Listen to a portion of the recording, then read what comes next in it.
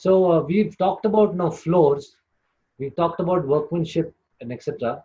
One of the other important things that we see are also doors and windows.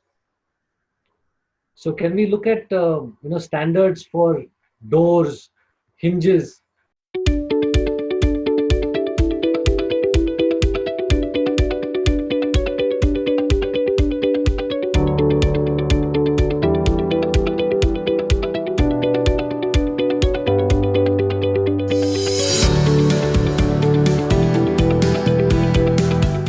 So doors and windows come in come with different materials. So in case of villas, we and independent houses, we see them using wooden casement windows and wooden doors with wooden frames, and the shutters could be of synthetic or engineered wood. Whereas now the latest trend is to go for UPVC windows. It's exactly a kind of polyvinyl chloride compound. So, so that is a very prominently used engineering material nowadays, and it has got many advantages over wood. So, while looking at the UPVC windows to start with, so there are two kinds of windows we come across.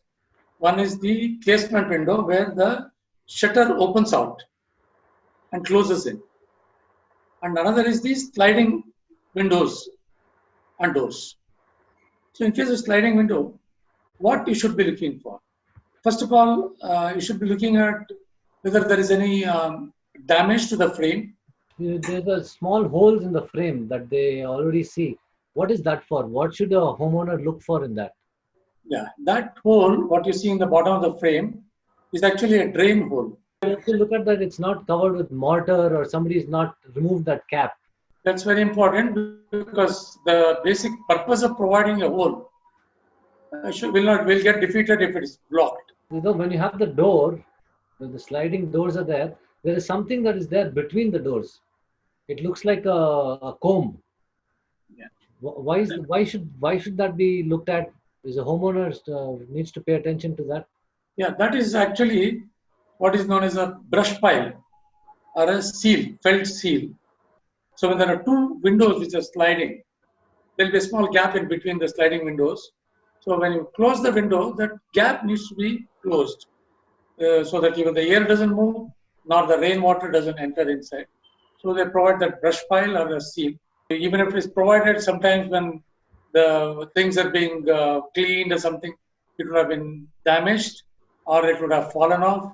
So you should check that the brush pile or seal is in place. So you have a lot of villas today that have sliding doors, and then you step out into the garden. So can you tell us what should a homeowner look for in that case? There's a main important point that bottom drain holes in the channel. So that has to be looked at, especially in case of when there's a garden outside. In fact, when one of the projects I came across where the level was kept in a different, the level of the floor in the balcony or the deck was kept in a little higher than what is there in the inside. This creates problem in case of rainy season. There is a chance that water comes inside. So this also has to be looked into, and especially if the drain hole is blocked, that makes the matter worse. So we'll have to check for the drain hole also. The regular wooden doors or the engineered wooden doors, which are given for every room or even the main door. So they have these wooden doors have hinges. Yes. So is there some I've seen some doors have 3 hinges, some doors have 4. So what is the logic and what is this? So what should a homeowner look for? What is the industry standard that is industry practice? Normally the number of hinges depends on two things. One is the door size, the total height, and the weight of the door, because that is the weight that these hinges should be supporting. Okay. If it's a lightweight door, you may require less hinges. there is a heavy door, say for example the front door, it requires more hinges. What you should be, as a homeowner, should be looking at is whether all the hinges have been properly fitted. So usually, what happens is sometimes some screws are not properly fitted, or some screws are missing even. If you run your hand across the hinge surface, the screw head should not be projecting out. The movement of the door itself should be noiseless and should be able to move and lock properly without extra effort. Usually, the practice is to give 2 inches at the top, and then, as per the code, you should not exceed more than 30 inches, the space between 2 inches. If So, it's a 90-inch door, then you will have 3 hinges. If it's a 91-inch door, you'll have 4 hinges. yes, Okay. that's all. So, here, uh, having made sure that the hinges are properly fixed, so you will have to check on the other hardware. You start with the bolts which are on the top, the tower bolts and the horizontal bolts, and then also the handle, the locks. All these things have to be looked into. Many times the tower bolts do not properly go into the One receiver. thing that we should advise our clients is when they're looking at the hardware for the locks, they need to be cautious and not lock the door when they're inside the room.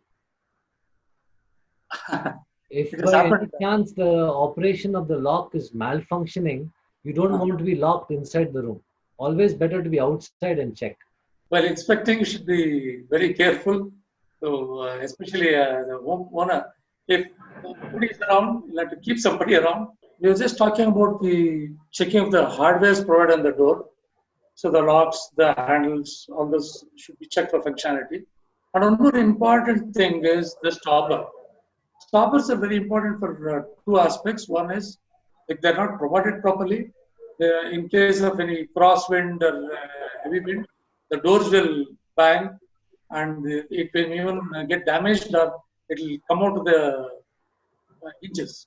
You should check for the functionality of it, whether the rubber shoe in the end is there in place or not. Sometimes the shoe would have got detached, only the metallic part will be there. So that needs to be checked. So we'll have to move the stopper and check really it stops the door or not. If it is not there, that has to be refixed depending on the floor height. So once you check, we'll be able to point out.